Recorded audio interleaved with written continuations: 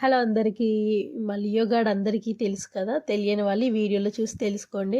యాక్చువల్‌గా వాడు 2 డేస్ నుంచి సరిగ్గా ఫుడ్ తింటలేడని చెప్పేసి హాస్పిటల్‌కి డైరెక్ట్ తీసుకెళ్ళకుండా వాడికి కొంచెం దిష్టి తీసి వాడికి తర్వాత స్నానం చేపిచ్చేస్తే ఆ తర్వాత వాడు ఫుడ్ తిన్నాడనమాట. సో, పెట్ పేరెంట్స్ ఎవరైతే ఉంటారో వాళ్ళ ఎవ్వరైనా సరే ఫుడ్ తినకపోతే ఇలా ఒకసారి చేయండి. కంపల్సరీ తింటారు. లియో గాడికంట స్నానం చేయడం వద్దంట. పిలుస్తుంటే పలకట్లేడు.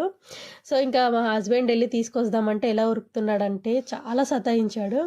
లాస్ట్‌కి చెయ్యాలి నాన్న అది ఇది అని చెప్తే ఇంకా ఓకే మమ్మీ అని స్నానం చేపిచ్చేసుకున్నాడు. ఫైనల్‌గా 2 మినిట్స్ చాలా సతాయించిన తర్వాత స్నానం అయితే చేయడానికి ఒప్పుకున్నాడు.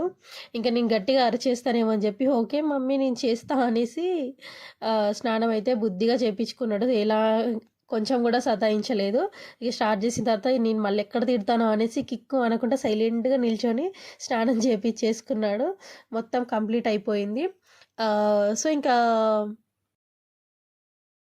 స్నానం మొత్తం కంప్లీట్ అయిపోయిన తర్వాత గూడా వాటర్‌తో కూడా ఒకసారి మా వోడికి దిష్టి తీపిచ్చేసాను.